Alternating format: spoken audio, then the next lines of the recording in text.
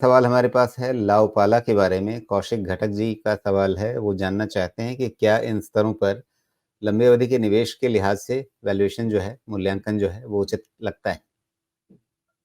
नहीं, मुझे लगता है अभी वैल्यूएशन अभी भी इसका हाई है। पहले बता दूँ कि कंपनी वाइज़ किसी तरह से मुझे मेरे पास शिकायत करने के लिए कोई जगह नहीं है, ना ही ब्रांड पे कोई कॉम्प्रोमाइज़ है, ना ही किसी तरह के नंबर पे कोई कॉम्प्रोमाइज़ है।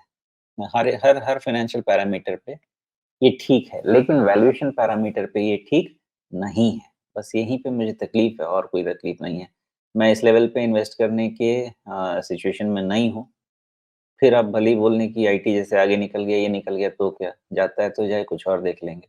सेफ्टी के अगेंस्ट में वेट करना चाहिए और इसका वैल्यूएशन करेक्शन कितना होना चाहिए? तो 366 प्लस 10% तो रफली आप समझें कि 330 के आसपास। तो मेबी अगर 1-2 क्वार्टर का नंबर और आ जाए और ये 325 के तरफ जाके रहे, तो शायद मेबी एक लेवल बन सकता है शुरुआत करने का। लेकिन इवैल्यूएट करेंगे, वहाँ पे भी कुछ ऐसा नहीं करेंगे। मेरे ख्याल से 320, 330 और 2 क्वार्टर का कंसोलिडेशन और ये ऐसा प्लेस होगा, जो इस स्टॉक को फिर एक फेयर वैल्यूएशन के सिचुएशन में लेके आना चाहिए। 10% और 10-10 20% का टाइम करेक्शन हाँ, उतना तो चाहिए। जी।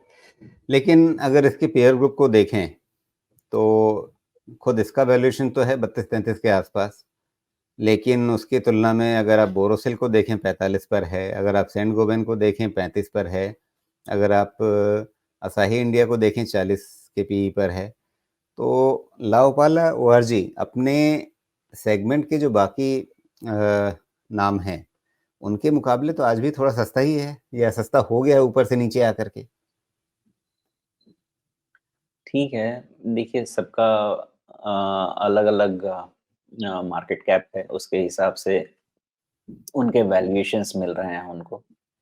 पालो को आपको कंपेयर करना भी है तो इस सेक्टर में वैल्यूएशन का जो करीब-करीब मुझे ऐसा एवरेज के हिसाब से लगता है कि ये मल्टीपल 25 के रेंज में रहे, तो सेफ कैटेगरी में आता है और 30 के आसपास रहे तो सैचुरेटेड कैटेगरी में आएगा, मेरे कैलकुलेशन के हिसाब से। लेकिन इसको हम तो जोड़ते हैं वो बाज़ार की स्थिति से। एक तरफ हम बाज़ार में बात कर रहे हैं कि एक्ज़ुबरेंस है और ये अगले 1-2 महीने में और बढ़ेगा ही।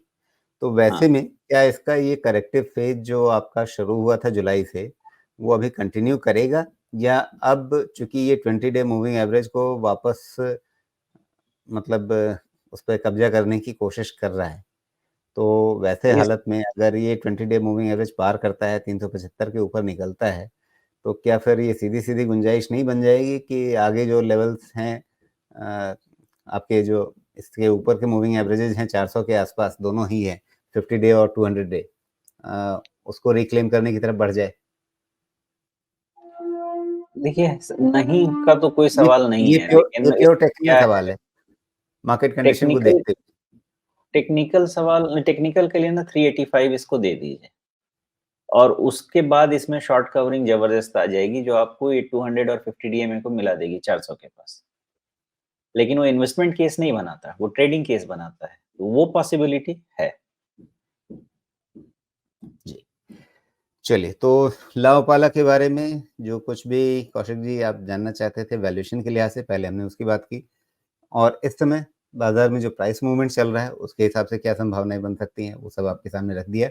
आगे फैसला आपका, आपको करना क्या है, आप चीज़ों को बेहतर तरीके से समझें, खुद अपनी खोजबीन करें, पढ़ाई-लिखाई करें और फिर अपना एक अच्छा डिसीज़न लें, इन्फॉर्म्ड डिसीज़न लें। यही हमारी आपके लिए मंगल कामना है।